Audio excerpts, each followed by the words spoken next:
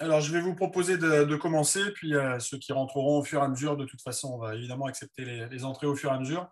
Et donc, je vais commencer par partager mon écran et on y va. Voilà, donc le sujet que je vais vous présenter, c'est de vous présenter un peu un guidelines des prescriptions radiologiques dans la pathologie de la hanche et du genou. En commençant ça, je vais surtout... excusez-moi, j'ai un souci sur le passage des diapos. Tac. Pas dessus, voilà.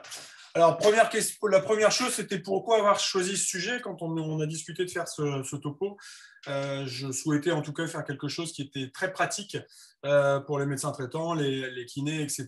Parce que je constatais plusieurs choses depuis un petit peu longtemps. Alors, première chose, c'est on se retrouve, comme vous le voyez là, sur des patients qui arrivent avec des pochettes de tous les côtés. C'est près de 1 000 € pour des examens faits en vrac régulièrement et sans apport diagnostic particulier. Donc l'objectif, je constatais beaucoup d'examens qui servaient à rien. Deuxième chose, c'était d'enlever une image qu'ont beaucoup de gens, y compris dans les médecins, dans les kinés, qui est l'IRM. C'est le dieu, il trouve tout, même les patients quand ils arrivent, non, on ne fait pas de radio, ça ne sert à rien, il faut faire une IRM, comme si l'IRM pouvait résoudre tous les problèmes. Et ça, c'est une image que je voulais également retirer. Troisièmement, pourquoi avoir choisi ce sujet? Alors, je suis à titre personnel un peu impacté puisque j'ai fait un master à l'ESSEC il y a 2 ans et j'ai fait une thèse en économie de la santé. Et ces examens représentent 4 milliards. Donc, il y a 4 milliards d'examens paracliniques qui sont inutiles, faits en France chaque année. Et dans l'économie de la santé, on est le pays des 16 gros pays d'Europe qui est le moins efficient. L'efficience, je vous rappelle que c'est l'efficacité par rapport au coût. Donc, ça veut dire qu'on a le moins d'efficacité sur le plus grand coût. Dernière chose, pour enlever aussi des sujets, alors j'ai rajouté cette slide tout à l'heure, parce qu'un patient est rentré dans mon bureau ce matin en me disant, donc, en gros, il aurait dû être dans mon bureau depuis un petit moment, et il me dit, mais on m'a dit que le chirurgien, il ne vous recevait pas si vous n'aviez pas une IRM. Donc, l'idée, c'était encore une fois d'enlever des idées reçues et de rester très attaché à la clinique. Alors, un petit rappel d'abord théorique. Je dis bien théorique puisque ça vient du guide du bon usage des examens d'imagerie médicale.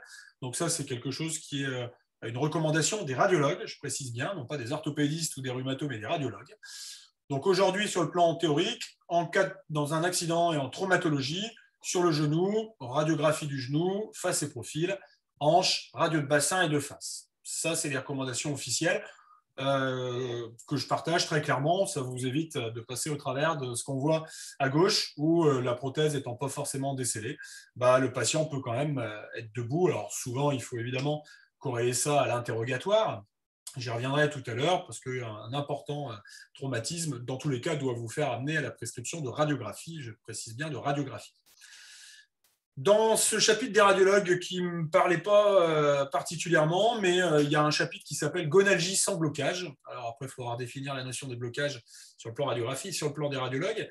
Mais globalement, radiographie indiquée, ça l'est toujours. L'échographie est marquée indiquée dans des cas particuliers, il n'est pas marqué dans quel cas, j'y reviendrai un peu tout à l'heure. L'IRM, non indiquée initialement, donc ça reste encore une fois un sujet très vague. Je vous rappelle que là, on est sur un chapitre qui est écrit par les radiologues. Gonalgie avec blocage, alors pareil, il faudra définir ce que c'est un blocage, mais la radiographie reste indiquée, bien sûr. L'IRM indiqué, j'en donnerai un avis personnel à côté. L'arthro-IRM, l'arthroscanner, indiqué dans des cas particuliers. Les radiologues sous-entendent cas particuliers sur des prescriptions des spécialistes dans ce domaine. Je rappelle sur le plan clinique qu'un blocage méniscal, c'est un blocage en extension, contrairement à ce qu'on peut entendre de la part des patients. Quand un patient n'arrive plus à fléchir le genou, c'est souvent uniquement par une contracture réflexe ou par une position antalgique, mais pas par un blocage qu'on appellerait mécanique, c'est-à-dire typiquement par le ménisque. La sensation, moi je qualifie ça plutôt d'accrochage, c'est ce qu'on peut avoir sur la rotule, donc ça reste quand même les deux étiologies principales de blocage. Il y en a d'autres, bien sûr, mais ça reste les principales.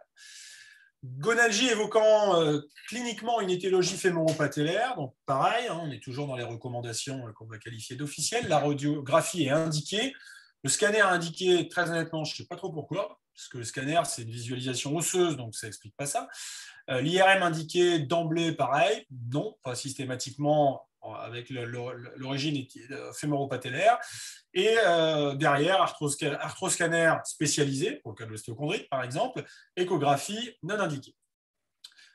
Un petit mot également sur un sujet, comme je l'ai dit tout à l'heure, qui me tient un peu à cœur, c'est le coût approximatif des examens, sans le coût technique. Je vais expliquer dans quelques secondes ce dont il s'agit.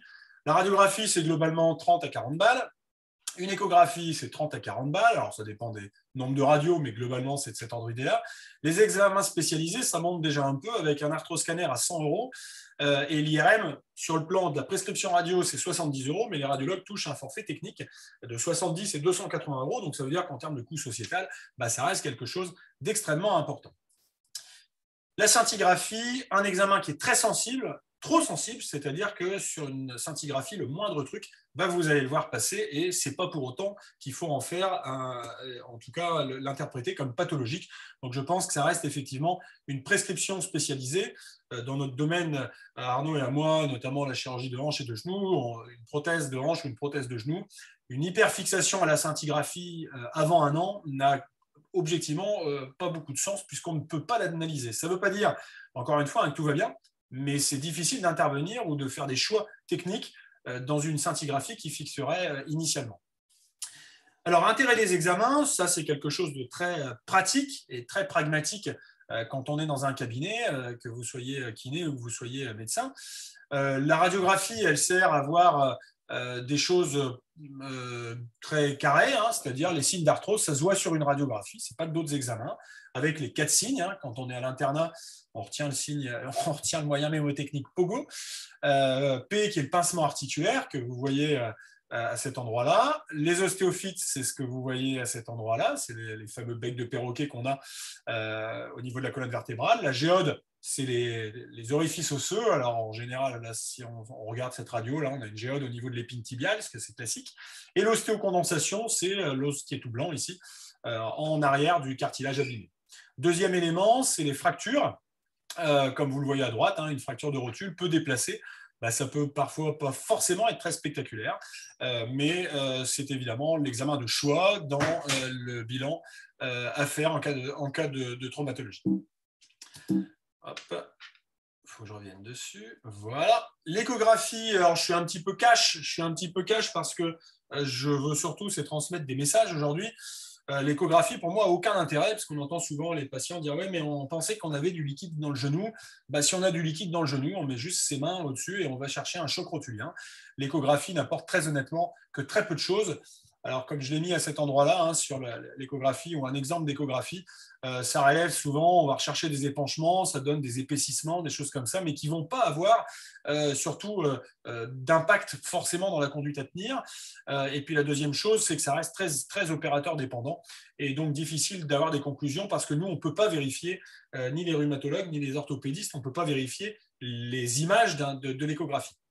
Intérêt de l'IRM, ça reste l'examen de référence pour le coup pour l'analyse des lésions ligamentaires. Donc là, c'est vraiment, je mets 4 croix à côté parce que c'est vraiment l'élément de référence et ça permet d'analyser les lésions méniscales traumatiques. Je précise traumatique parce qu'il faut se souvenir qu'une IRM à 50 ans n'est jamais normale. Donc attention, parce que le ménisque, au fur et à mesure du temps, on va avoir un hypersignal à l'intérieur. Donc ne faites pas attention quand vous lisez des comptes rendus avec des hypersignaux, etc. Parce que ce n'est pas forcément du tout spécifique d'une lésion méniscale en soi. Donc ça, c'est encore une corrélation clinique à mettre en place, ce qu'on verra tout à l'heure.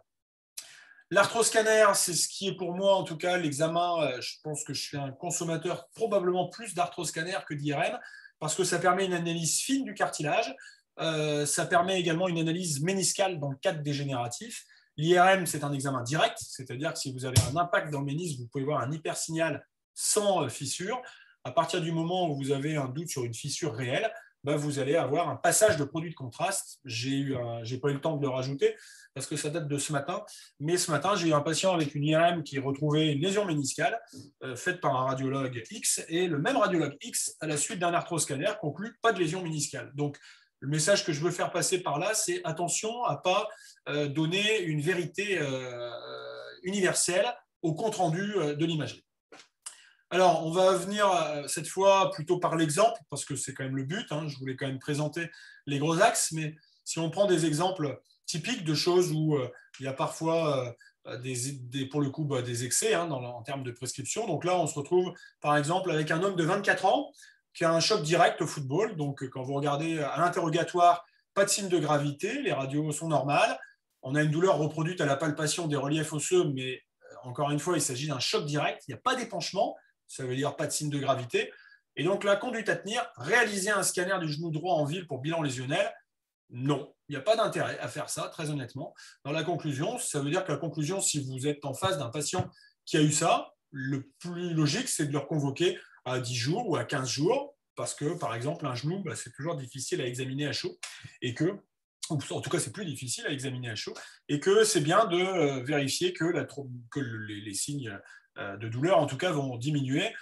Moi, je prends souvent cet exemple-là aux patients, quand ils s'étonnent sur un choc direct.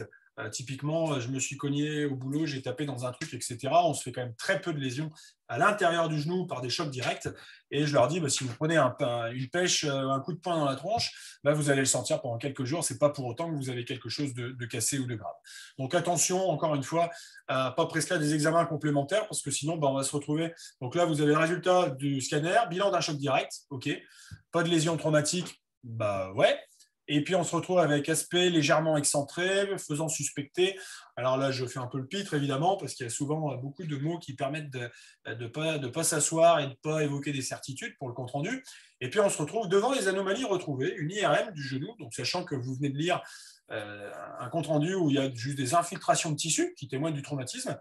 Une IRM reste souhaitable? Non. Dans cette situation-là, c'est un patient qui date de cette semaine. En début de semaine, à l'examen clinique, on ne trouve rien. Il y a un examen ligamentaire qui est normal. Je rappelle que pendant le premier mois d'un traumatisme, l'examen clinique est meilleur que l'IRM, puisque là, quand vous testez un ligament, ça reste quelque chose de dynamique, alors que l'IRM, c'est une image statique. Et donc, devant les anomalies retrouvées, une IRM reste souhaitable? Non. Donc, au final, on a annulé l'IRM. L'examen est rassurant. Le but, ce n'est pas de faire le kéké, et globalement, c'est à revoir en cas de persistance des douleurs, puisque le patient présentait vraiment un tableau vraiment, vraiment pas inquiétant. Là, on est dans une situation d'un homme de 60 ans qui vient en consultation. Il a des douleurs du genou gauche depuis plusieurs mois. Il est en surpoids. Il a des douleurs internes caractérisées. Il a cette radiographie-là. Un périmètre de marge de 300 mètres, donc c'est très peu. Un genou qui est légèrement liquidien. Et la question que je pose, c'est quelle est la conduite à tenir? Alors, effectivement, en format visio comme ça, compliqué, parce que si tout le monde parle en même temps, ça va être compliqué, mais on en discutera peut-être quelques minutes juste après. La conduite à tenir, ici, le diagnostic, il est évident. Et là, on se retrouve avec une IRM qui est demandée par le radiologue, qui présente absolument aucun intérêt, puisque le pincement est franc, complet. C'est-à-dire que quand vous avez ça, vous savez qu'on va arriver à la situation de la conclusion, vous n'avez même pas besoin de voir les images, c'est-à-dire chondropathie sévère du compartiment fémorotibial médial et une lésion complexe du ménisque médial. Bien sûr qu'il y a une lésion du ménisque, puisque le ménisque il est écrasé entre deux cailloux, puis au lieu d'être écrasé entre deux savonnettes, bien à l'aise. Donc quand vous avez un pincement complet de cette façon-là, l'IRM n'a absolument aucun intérêt.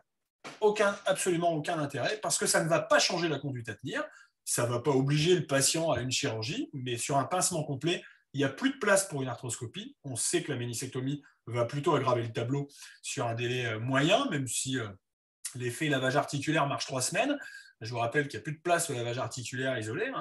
Et donc, il n'y a pas d'intérêt. Ça veut dire qu'on va discuter rhumato-viscosupplémentation, chirurgie éventuellement. Mais la poursuite des examens ne sert à rien dans une situation comme celle-là. Donc là, c'est de l'argent qui est balancé par les rues de faire ça. Donc l'exemple que je viens de prendre, aucun intérêt de demander un examen qui est juste descriptif et qui ne changera pas la conduite à tenir. Pour faire une espèce de comparaison, vous avez là une vitre qui est cassée, avec les yeux qui voient la vitre cassée, et c'est la comparaison radio-IRM, c'est-à-dire que vos yeux, c'est la radio, vous avez vu que la vitre, elle était en 15 morceaux, et vous demandez un microscope pour aller voir si la vitre est bien cassée. Ça n'a effectivement aucun intérêt parce que ça ne va pas changer la conduite à tenir. Et ces examens, il faut les prescrire si derrière, ça doit déboucher sur le fait de si A égale tel traitement, si B égale tel autre traitement, ce qui n'est pas le cas dans cette situation-là. Un autre exemple, homme de 60 ans, tous les exemples que je vous montre, comme vous le voyez, c'est des exemples réels. Donc pareil, c'est un monsieur qui a un franc pincement, on voit là un pincement complet, les ostéophytes expulsés, voilà, douleur de genou depuis plusieurs mois, et puis d'emblée, prescription de radio et d'échographie. L'échographie, ça apporte absolument rien là-dedans. Donc, les petites mains permettent de voir s'il y a un épanchement. Vous avez un pincement franc, mais globalement, le compte-rendu de l'échographie disant franc pincement fémorotibial médial, ça, on l'a sur une radio. Les éléments hyper échogènes, subluxés, dont il est difficile de dire les éléments qui sont à cet endroit-là, bah, c'est soit des ménisques calcifiés, soit des morceaux d'ostéophyte, mais ça ne change pas la conduite à tenir. Donc l'échographie n'apporte absolument rien. Encore une fois, on est dans une situation de gonarthrose évoluée, pas besoin d'écho, pas besoin d'IRM, l'affaire est pliée. Donc c'est clair, l'intérêt, l'échographie est néant. Là, on est dans une situation pareille où les choses se présentent à l'envers. C'est un homme de 72 ans qui a des douleurs du genou gauche depuis plusieurs mois. Il marche avec une petite canne depuis quelques temps. Mais ça va vraiment pas bien, etc. Alors, le contexte est un peu particulier puisque, comme vous le voyez, indication clinique évoquée au départ, suspicion d'entorse du LLE. Alors, pour juste un petit mot d'ailleurs, hein, entorse du LLE, ça fait un petit moment que je fais de la chirurgie maintenant, je n'en ai jamais vu. Donc, c'est rarissime. Et si vous avez une entorse grave du LLE, c'est associé avec une entorse grave du ligament croisé antérieur. Pour le coup, c'est une urgence chirurgicale. Mais là, on n'est pas dans un cadre traumatique, c'est un cadre dégénératif. Donc, on se retrouve avec l'IRM qui nous conclut à large zone de chondrolyse, mise à nu de l'os sous-chondral, donc gonarthrose sévère. Alors, au passage, la conclusion évoque luxation du LLE, faute de frappe, bien sûr, mais on regarde même pas, d'ailleurs, le radiologue, vous remarquerez qu'il ne va même pas jeter un œil sans savoir ce qui se passe, parce pour le coup, il a raison. Et en fait, on ne pose pas, alors je vais revenir en arrière, on ne pose pas une indication chirurgicale avec le patient, juste sur une IRM, parce qu'on a besoin d'avoir un pincement. Je vous rappelle que l'IRM, on est allongé, et que la radio, on est debout. Donc c'est ça qu'on a besoin de voir. Et cette radio simple qui a été faite chez ce patient montre évidemment qu'on est sur un pincement complet, avec en plus une participation interne. Ça ne veut pas dire qu'on va obliger à se faire opérer, puisqu'il n'y a aucune obligation dans notre domaine. Vous avez le droit de garder les douleurs, de juger les douleurs supportables. Ça, c'est toujours un choix du patient dans l'indication chirurgicale, mais l'IRM n'a aucun intérêt dans ce contexte. Là, c'est un cas, pour le coup, qui date aussi de quelques jours, que j'ai rajouté, parce que c'était assez typique, puis la série, elle était assez importante. Hein. C'est toujours, encore une fois, de faire des preuves par l'exemple. C'est un patient qui décrit des douleurs des deux genoux depuis 6 ans, un patient qui n'a aucune pratique sportive, tableau très classique, des douleurs dans les escaliers, des craquements, des difficultés à se relever. Je vais faire juste une petite aparté dans ce sujet. Globalement, ça, c'est un signe. En tout cas, moi, j'apprends ça à mes secrétaires. Hein. Un patient qui décrit des douleurs des deux genoux quand il est jeune, c'est souvent des syndromes douloureux-rotuliens. Donc, ça n'entraîne pas des caractéristiques de nécessité d'urgence. Et j'en dirai un mot juste après, tout à l'heure. Donc, à l'examen, pour continuer ce syndrome, c'est un patient qui a des genoux secs, des mobilités qui sont normales, les ligaments ménisques, rien à signaler à l'examen clinique, hein, le testing, tout est nickel, et on reproduit des douleurs en appui monopodal en flexion qui sont tout à fait typiques de la rotule. Ça, c'est ce qui sort d'un interrogatoire et d'un examen clinique strictement normal. Globalement, hein, si je suis dans cette situation-là, je ne demande absolument rien et je vais expliquer au patient que si ça prend des ampleurs du type ça me réveille la nuit, etc., ok, on voit, parce qu'il ne faut quand même pas méconnaître à un moment donné le rare cas d'ostéosarcome. Donc, souvent, c'est d'ailleurs des situations qui vont être que d'un côté. C'est pour ça que je disais, soyez moins inquiets quand vous entendez des douleurs sur les deux genoux. Et puis là, le patient, il sort la batterie et c'est parti. Radio demandée dans un premier temps. Ok, gonalgie. On ne voit rien de particulier, à compléter par une étude échographique. Intérêt, on a examiné le patient. Il n'y a pas de liquide dans le genou, donc aucun intérêt de faire une écho. Là, je souligne, je le dis, hein, c'est des prescriptions qui sont précisées par le radiologue hein, qui, à la suite des radiographies prescrites initialement, enchaîne les examens. Donc, on se retrouve avec une étude échographique qui n'apporte rien. Et là, IRM bilatéral, vous voyez que les choses se passent très vite. Hein, 22 juillet, premier côté, 29 juillet, deuxième côté. À gauche, examen sans particularité. À droite, l'épanchement intra-articulaire, minime abondance. Le patient est exactement dans la même situation, comme je l'ai expliqué il y a quelques minutes. Hein. Une IRM, elle est rarement exactement normale. Bref, c'est un syndrome rotulien. Aucun intérêt de tout ce qui a été fait en termes d'imagerie, parce que le diagnostic est clinique et évident. Donc ça, c'est des choses qu'il faut éviter pour éviter de balancer de l'argent par la rue, très clairement. Pareil, alors toujours, hein, vous voyez dans les présentations que je fais, à chaque fois je mets le cas, ce qui est super important, c'est le contexte, parce qu'évidemment, quand il y a un contexte qui va vous alerter, je ne sais pas, un accident de voiture à grande vitesse, etc., vous allez évidemment être tenté d'aller faire des examens un petit peu plus importants. Là, on est en face d'un homme de 42 ans qui rate la dernière marche, mais qui joue au foot dans l'après-midi. Donc, par définition, a priori, on ne part pas dans un truc de cinglé. Donc, on se retrouve avec ce patient. Le bilan radiologique est donc patient qui est vu dans le cadre des urgences, peu importe l'endroit, et on ne trouve pas de fracture évidente. La conduite à tenir. On vérifie quand même l'appareil extenseur. Ça, c'est quelque chose que je tenais à dire. Et puis, dans votre cas, hein, si vous êtes en face d'un patient comme ça, on se dit, revenez me voir éventuellement dans 10 jours si les douleurs persistent. Ça, c'est quelque chose, je voulais faire passer cette petite vidéo parce que c'est un test qui n'est pas très compliqué. C'est que sur une chute, parfois ça passe au travers et nous on les voit souvent avec un décalage, 4-6 semaines. Là j'ai eu le cas la semaine dernière pour un tendon rotulien et un tendon corécipital qui sont rompus depuis plus de 2 mois. Donc il y a un test très simple à faire. Hein. Vous demandez au patient de lever sa jambe. Du côté sain, il va être capable de lever sa jambe, comme vous le voyez. Et de l'autre côté, il y a une interruption du système extenseur. C'est très simple. Si vous avez le moindre doute, pour le coup, parce que pour le coup, nous, on fait du genou ou de la hanche toute la journée, ce n'est pas forcément votre dada, l'orthopédie. S'il y a un défaut de verrouillage, ça peut être par une sidération réflexe, mais il ne faut quand même pas laisser échapper une rupture du tendon corécipital ou du tendon rotulien. Et très honnêtement, avec un doigt, en général, on sent le défect. Ça, c'était un élément qui était, à mon avis, important à retenir parce que très clinique et très utile dans le quotidien. Là, on est dans le cadre d'un homme de 60 ans. Alors, pareil, hein, c'est toujours pour associer les deux éléments. C'est pour vous montrer que, vous voyez, ce n'est pas un cas isolé, quoi. Systématiquement, les gens, ils rentrent avec le package radio et IRM et sans intérêt, encore une fois. C'est-à-dire que là, on est dans une gonarthrose fémorotibiale interne relativement sévère, avec un pincement quasi complet de l'interligne. Mais on va se poursuivre avec un bilan d'imagerie qui retrouve toujours la même arthrose sévère et une méniscopathie évoluée, parce que c'est obligatoire. Parce que vous ne pouvez pas faire autrement que d'avoir la méniscopathie évoluée avec l'arthrose fémorotibiale interne qui est complète. Voilà, d'autres choses, hein, pareil, hein, je le fais par l'absurde, c'est juste pour, encore une fois, que ce soit parlant dans des exemples cliniques. On est en face là d'un homme de 58 ans, pose de prothèse il y a 3 mois. 3 mois, on ne peut rien dire. Donc, quand vous faites une échographie, oui, il y a encore du liquide dans le genou, parce que c'est normal. Et puis, oui, il y a encore les passages chirurgicaux. Donc, le fait qu'il y ait l'anthésopathie, etc., c'est des gens qui sont âgés. Ça, c'est des choses qui étaient avant chirurgie. Très honnêtement, aucune conséquence pratique par la suite. Alors là, j'ai souri parce que j'ai vu ça aujourd'hui, j'ai eu le temps de le rajouter parce qu'en pratique, on demande aux patients de faire une IRM sur une prothèse de genou, sauf que c'est ininterprétable. Alors le radiologue dit malheureusement, l'examen est très artefacté. Oui, parce que si on lui pose la question et qu'il a une prothèse en place, l'analyse de ce qui se passe, on ne peut rien en déduire avec cet examen. Voilà, donc des comptes rendus souvent peu engagés, suspicion de rupture partielle, probable désinsertion du cartilage avec des mots qui n'ont pas beaucoup de sens. Donc, vous allez voir où je veux en venir à la sortie. Là, on est en face, par exemple, pareil, hein, c'est un peu aberrant. Jeune garçon, basket, il a une tendinopathie rotulienne. Et puis, on se retrouve avec l'IRM qui est réalisé et le radiologue qui demande une écho dédiée à cet endroit-là, alors que la lésion, elle est pile devant vos yeux. Et que quand on a cette IRM-là, l'échographie, à part faire un examen inutile, ça sert encore une fois à rien dans ce contexte. Alors, c'est ça le plus important. Qu'est-ce qu'on doit retenir comme message à la sortie? C'est carré. Dans une prothèse de hanche, dans un problème de hanche traumatique dégénératif, demandez simplement des radios de hanche face et profil.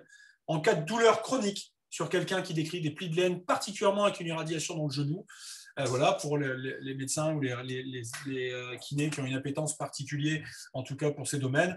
Dans le cadre d'un profil éthylique et corticoïde, si vous voyez que ça dure, avec une radio normale, demandez une IRM à la recherche d'une ostéonécrose. Mais ce n'est pas la majorité. 99 fois sur 100, radio de bassin, hanche profil, c'est suffisant. Pour un problème de genou traumatique important, quand je dis important, ça veut dire qu'il y a quand même un accident qui fait penser qu'on peut vraiment se faire quelque chose d'important, pas juste je me suis cogné sur le coin de la table. Radio de genou, face profil. Demandez à vos patients à l'interrogatoire craquement, gonflement. Ça, c'est des signes. Mes secrétaires, elles sont formées à ça. Elles entendent craquement, gonflement immédiat. C'est un signe de gravité, c'est un signe d'entorse grave. Je les vois dans la semaine. Je les vois dans la semaine, pas pour les opérer, pour éliminer les urgences chirurgicales, mais aussi pour les mettre tout de suite sur les bons chemins. Ça évite d'avoir quelqu'un qui a une rupture du croisé et qui est avec son attelle sans appui depuis 3 mois où on a perdu du temps. Si pas de craquement, pas de gonflement immédiat, IRM, si persistance des symptômes, mais je vous propose plutôt de les revoir cliniquement, vous, à distance, au bout de 3 semaines, 1 mois. Si ça persiste, OK pour l'IRM. Problème de genou non traumatique avec des douleurs depuis plusieurs mois. On fait les radios de genou face plus profil en charge. On a une usure qui est nette, consultation ortho, consultation rhumato, en fonction du degré d'usure, ou en fonction de vos façons de faire d'ailleurs. Et l'usure modeste ou inexistence, OK, on peut aller à l'IRM si persistance, par exemple, à la recherche d'une ostéonécrose. Le dernier message qui me paraît être le plus important, c'est on soigne des patients, pas des images. Il n'y a pas forcément de corrélation entre ce que vous verrez à l'image et ce que le patient ressent à l'analyse clinique. Et ça, c'est un élément que le radiologue ne fait pas, alors que c'est l'élément qui est hyper important. Donc, rester clinique. Avoir une lésion méniscale n'empêche pas de faire un marathon, n'empêche pas de faire un semi-marathon, si le patient est asymptomatique, bien évidemment. Mais il n'y a pas de danger à laisser une lésion en place. Alors qu'on augmente l'arthrose, en tout cas en cas de grosse ménisectomie.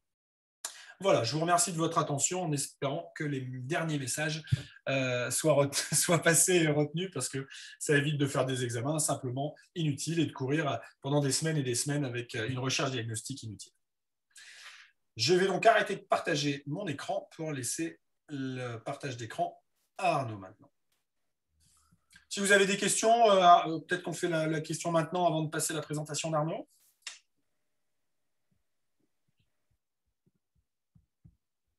Pas de questions? Eh bien, parfait. Je laisse la parole à Arnaud. Ouais, bonjour tout le monde. Alors, je vais ouvrir le diaporama. Alors, comment on fait? On peut, Sylvain, comment on peut faire pour avoir la fenêtre et le diaporama en même temps? C'est pas possible? Si, quand tu vas mettre partager l'écran, il va te mettre tes partager l'écran sur le côté. Tu mets partager l'écran en bas, tu lances ton diaporama et tu te mets sur partager l'écran. Vous avez mon écran là? Là, moi, je ne le vois pas. Là. Parce que j'ai cliqué sur partager l'écran. Si, attends, là c'est. Tac, tac, tac. Enfin, moi, je ne l'ai pas. Je ne sais pas si. Là. Ça y est, c'est bon. Ça y est. Ça passe. Ok. Ouais, ça fait tout drôle de faire une présentation sans voir son auditoire. Bon, en tout cas, bonsoir tout le monde et merci d'être présent. Alors, moi, j'ai fait un topo un petit peu différent.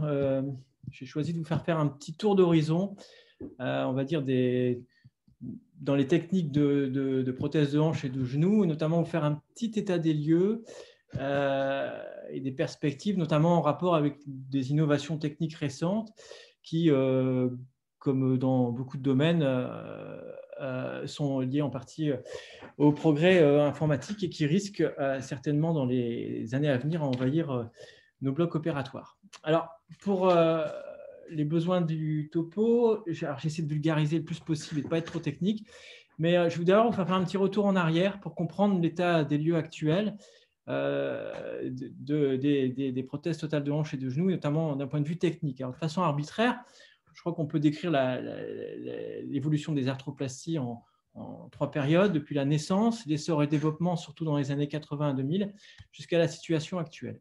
Alors, les prothèses sont nées surtout dans les années 60. La première prothèse de hanche est arrivée avec Chernley, qui est… en fait, on parle on va dire de succès, de premier succès en termes d'efficacité et de survie, puisque de nombreux essais ont eu lieu dès le début du siècle. Et donc avec Chernley, la prothèse de hanche est arrivée. Alors vous connaissez tous le principe, hein, donc c'est une tige fémorale, alors à l'époque monobloc, qui s'articule avec une tête, une cavité prothétique, le cotyle inséré dans le bassin. Rapidement, dans les années 70, sont apparues de façon parallèle les premières prothèses de genoux. Alors, les 3 types de prothèses de genoux qu'on utilise encore actuellement sont apparus quasiment de façon parallèle. Alors, les prothèses dites à charnière, alors qui étaient des prothèses relativement rudimentaires, avec 2 tiges implantées dans les cavités médulaires à la fois du fémur et tibia, qui s'articulent entre elles à l'aide d'un axe, et donc qui sacrifiaient l'appareil ligamentaire. Alors, on les utilise encore aujourd'hui essentiellement dans des contextes de reprise et tumorale. Alors, la prothèse à glissement est rapidement apparue. Alors, la prothèse glissement, c'est les bases de la prothèse de genou actuelle telle qu'on la pose. Alors, elle est composée de 2 pièces, fémorales et tibiales, qui s'articulent ensemble et qui sont maintenues à la fois par le design de l'implant, mais surtout grâce à la conservation de l'enveloppe périphérique. Et enfin, les prothèses unicompartimentales qui sont apparues dès également début des années 70, qui consistent, elles, plus à remplir on va dire, un compartiment du genou atteint. C'est également une prothèse à glissement, mais qui concerne un seul compartiment du genou. Alors, de 80 à 2000, les prothèses de hanche et de genou sont beaucoup développées. On a connu quelques déboires, desquels on a beaucoup appris. Les gammes d'implants se sont étendues.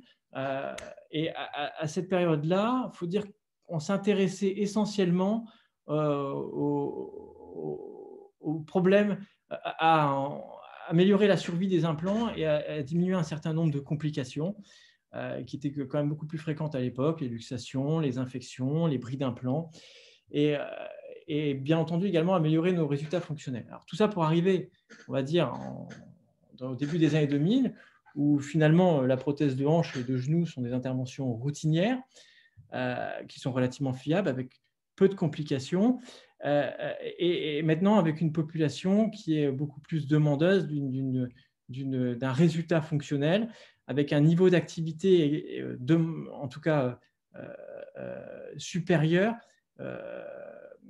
en termes de demande à ce qu'on avait au début de l'ère des arthroplasties. Alors, il faut reconnaître que la situation elle est quand même très différente au genou et à la hanche. La hanche, en 2020, au début des années 2000, c'est une intervention qui marche très très bien, avec très très peu de complications, au tel point qu'elle a été nommée l'intervention du siècle par le journal du Lancet. Et il faut reconnaître que la majeure partie des patients qui sont opérés d'une prothèse de hanche ont une hanche oubliée avec un haut niveau d'activité possible. Alors, la situation est quand même bien différente au niveau du genou.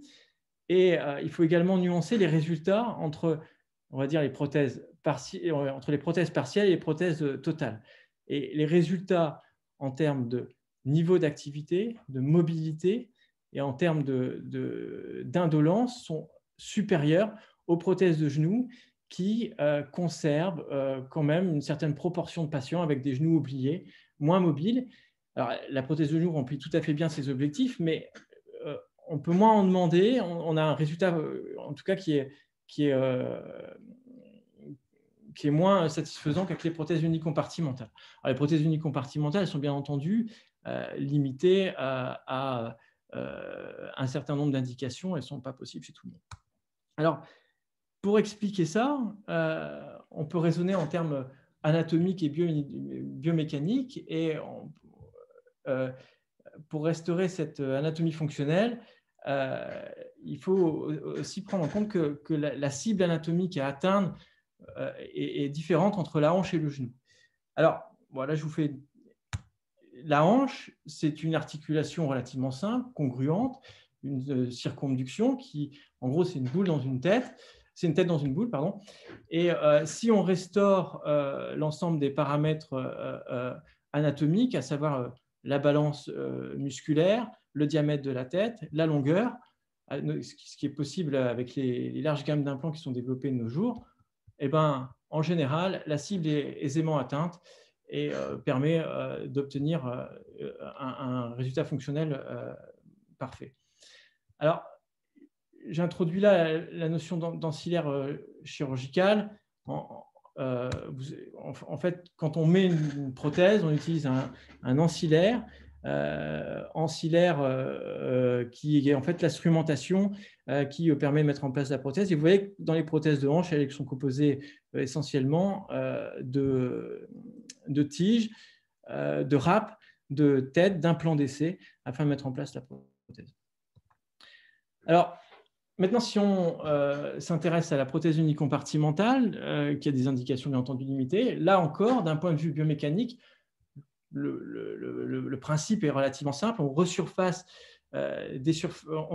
on change juste les surfaces articulaires d'un compartiment du genou, mais la biomécanique du genou est conservée, ce qui reste proche du genou natif. Donc, encore une fois, la cible, même si techniquement les erreurs se payent facilement, la cible est encore une fois facilement obtenue. Alors, une prothèse là, je vous ai mis une diaporama avec tous les instruments, toutes les phases de la technique chirurgicale d'une prothèse unicompartimentale que je ne vais pas vous détailler, mais vous voyez un peu les différentes étapes avec les différents instruments à utiliser pour mettre en place une prothèse partielle, avec notamment alors on parle d'instrumentation, on va dire mécanique, avec notamment des systèmes de visée, des systèmes pour remplir l'espace, pour vérifier nos espaces ligamentaires et nos niveaux de résection de coupe, et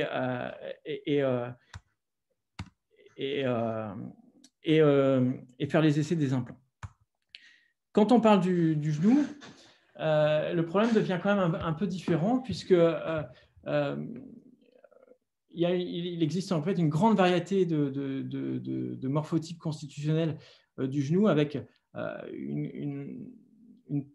de grandes variétés individuelles entre les différentes d'anatomie, entre les différentes surfaces osseuses, et notamment également une asymétrie entre les deux compartiments fémoro-tibiaux. Ce qui nous a conduit, dans les années développement des arthroplasties et encore de nos jours, à élargir de plus en plus nos gammes d'implants pour s'adapter à l'anatomie. Le genou, c'est aussi une biomécanique complexe avec des mouvements de flexion-extension, mais qui combinent aussi des mouvements de translation antéro-postérieure du tibia par rapport au fémur, de rotation du squelette jambier lors des mouvements de flexion-extension, et enfin des mouvements de roulement-glissement lors des derniers mouvements de flexion. Et en plus, il ne faut pas oublier la rotule. Donc finalement, la prothèse de genou a une cible anatomique qui est beaucoup plus difficile à atteindre, et une partie de la biomécanique du genou se fait en fait dans le design de l'implant. Alors quand on fait une prothèse de genou, le but c'est d'obtenir un genou tout d'abord axé, c'est-à-dire corriger la déformation, et surtout stable, c'est-à-dire qu'on va remplir nos espaces ligamentaires en flexion et en extension afin d'obtenir une enveloppe périphérique qui permet au genou d'être stable.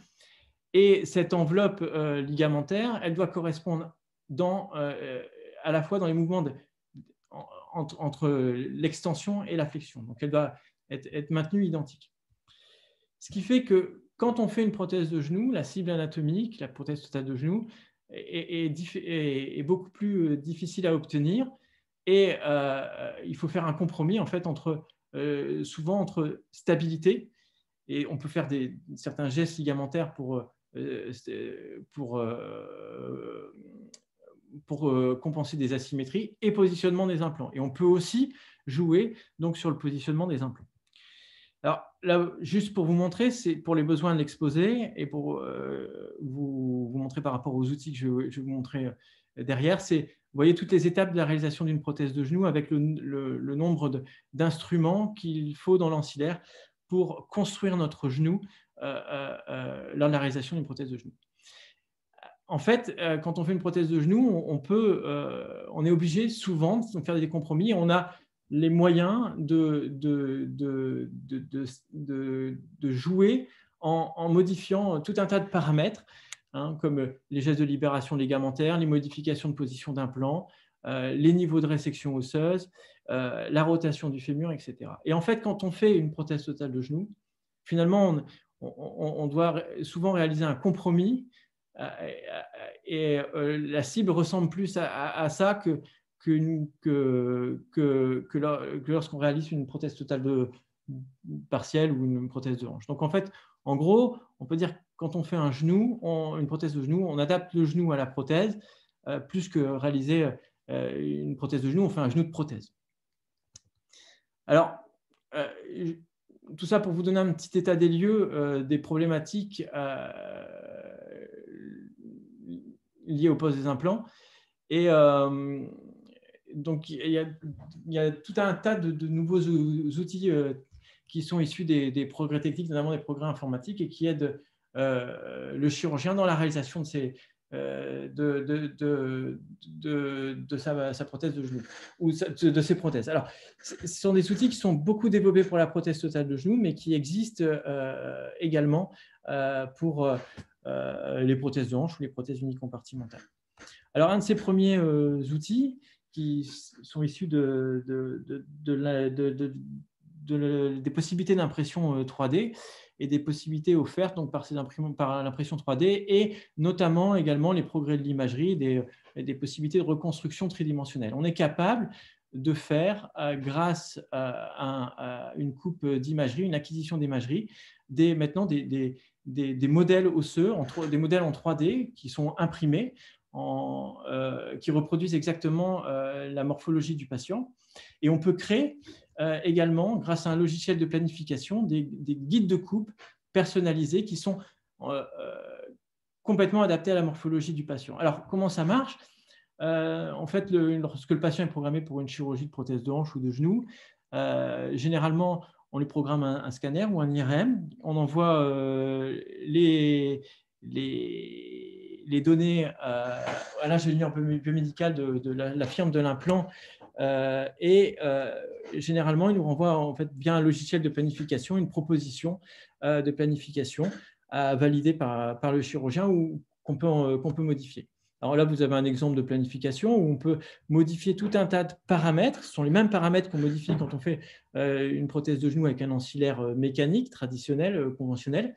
Et on peut jouer sur tout un tas de paramètres pour adapter le guide de coupe au niveau désiré.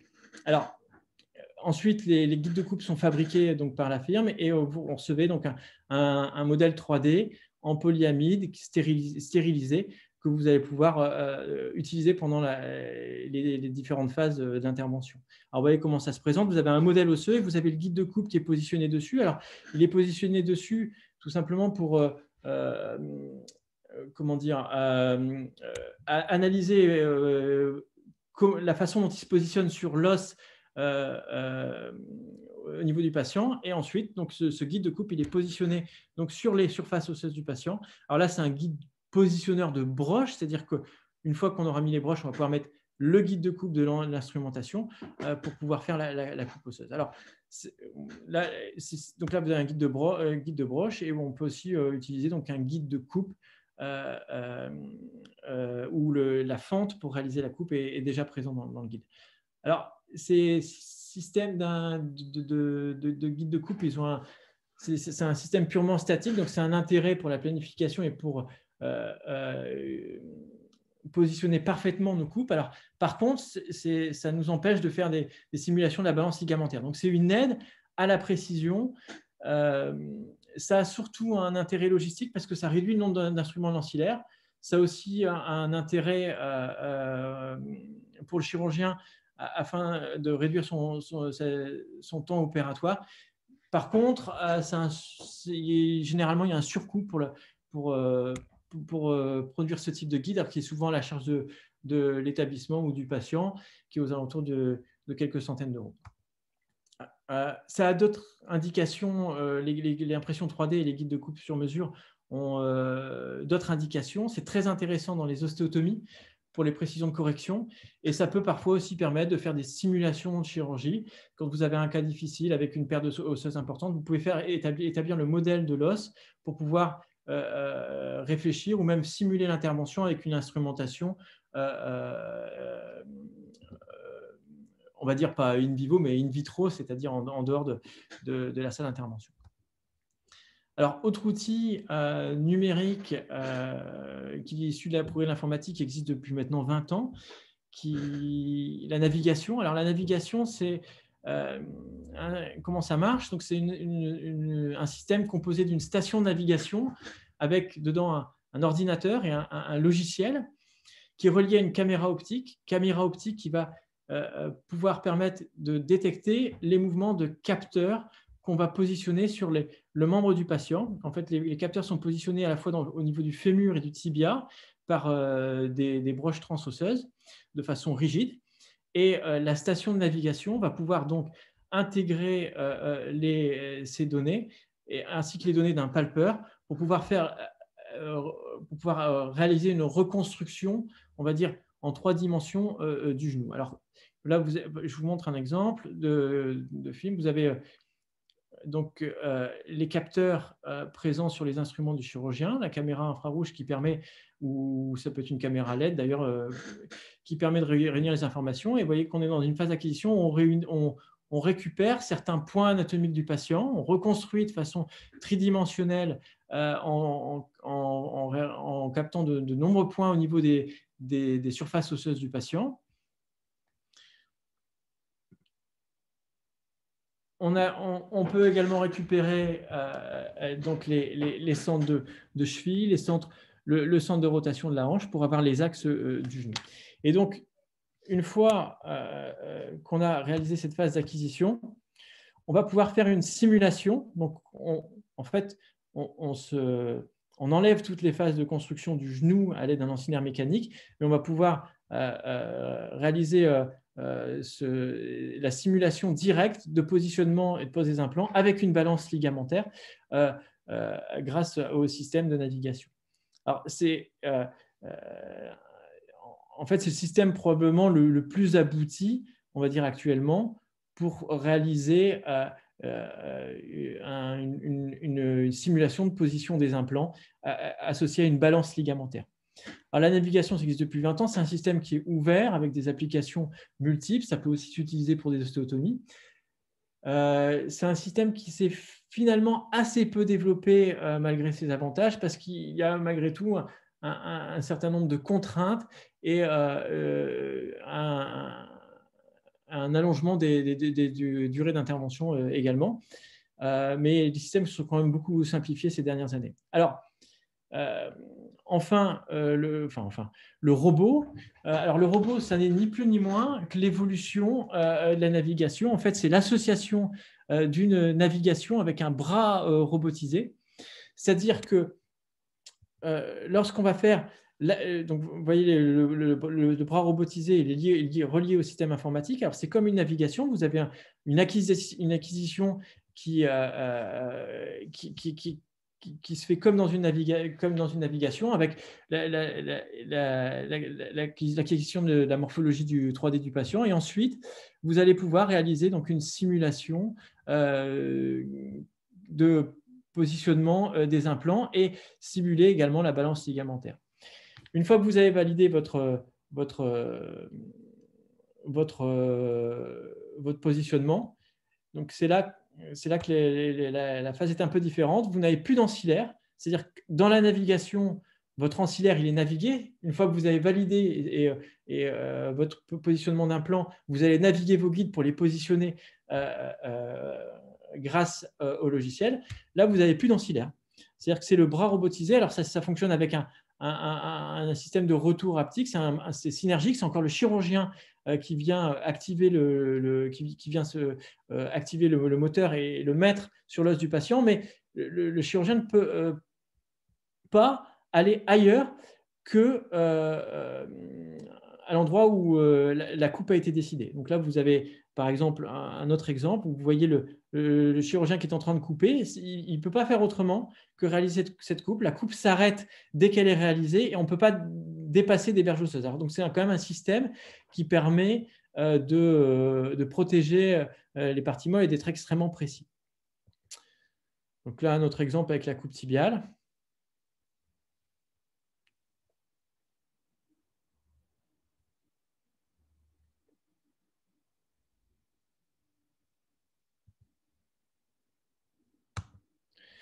Alors, le robot est encore en train de se développer de façon importante aujourd'hui. Il y a une pression marketing qui est quand même fortement présente. Il faut savoir que ces robots sont des systèmes fermés et ils sont généralement, ils sont toujours possédés par les laboratoires d'orthopédie qui commercialisent les prothèses. Et donc, ce sont des systèmes fermés, c'est-à-dire que vous ne pouvez pas disposer du robot si vous ne mettez pas les implants qui sont commercialisés par le laboratoire.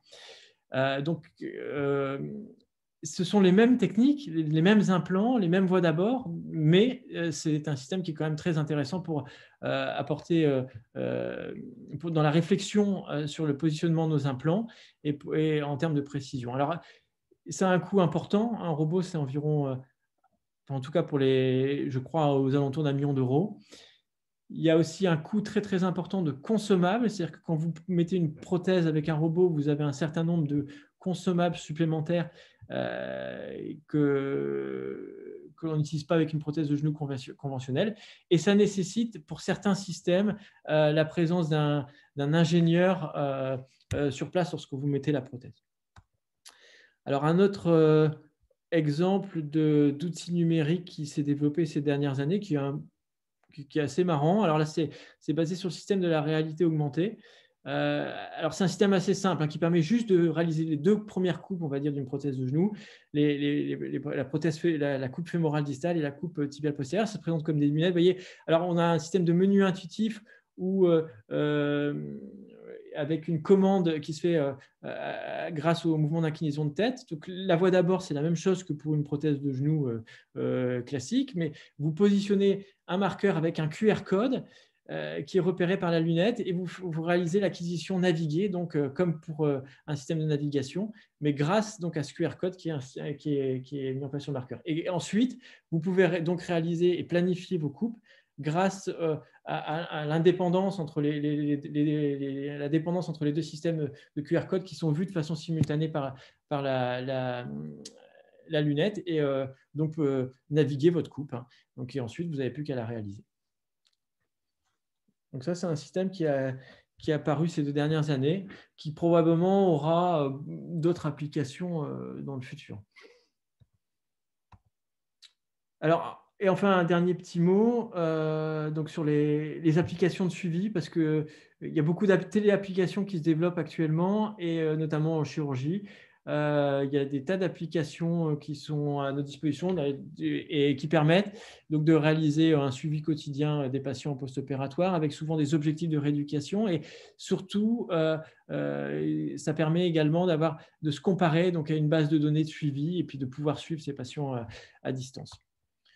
Voilà, donc en conclusion, donc, des tas de nouveaux outils en développement qui ont tous le même objectif d'un point de vue technique, favoriser la précision et le positionnement de nos implants. Alors, ces systèmes, ils représentent quand même d'importantes bases de données pour le développement d'algorithmes et d'implants dans l'avenir.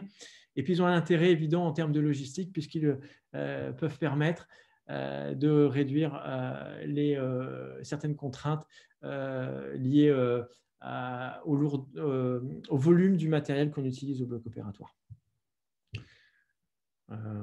Alors, comment on fait?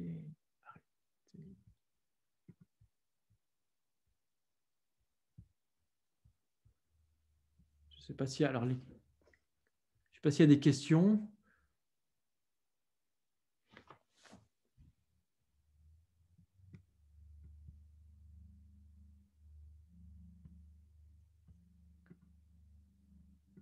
Pas de questions?